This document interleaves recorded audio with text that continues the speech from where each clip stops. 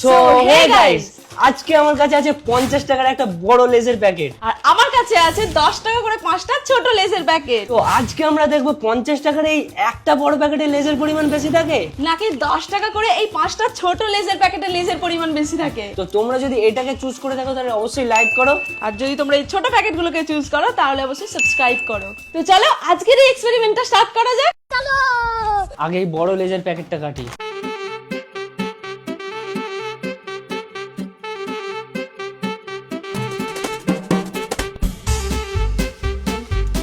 তো এতে আছে পুরো টোটাল 81 গ্রাম।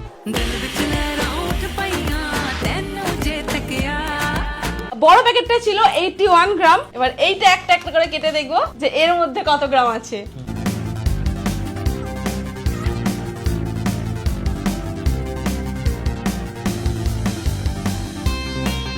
জিতে যাবে নাকি? এখনো দুটো প্যাকেট বাকি আছে। পড়ে যাচ্ছে নিচে, দাও তুলে দিই। অলরেডি 105 গ্রাম হয়ে গেছে।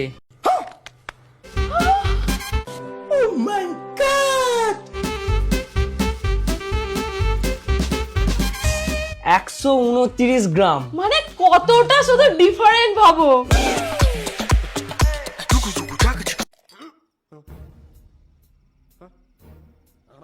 দুটোর দাম সেমই, ওটা শুধু একটা বড় প্যাকেটের মধ্যে আছে, এগুলো ছোট ছোট 5টা প্যাকেটের মধ্যে আছে। মানে হিসাব মতো প্রায় এরকম 10 টাকার একটা প্যাকেট বেশি হচ্ছে। সেটাই তো,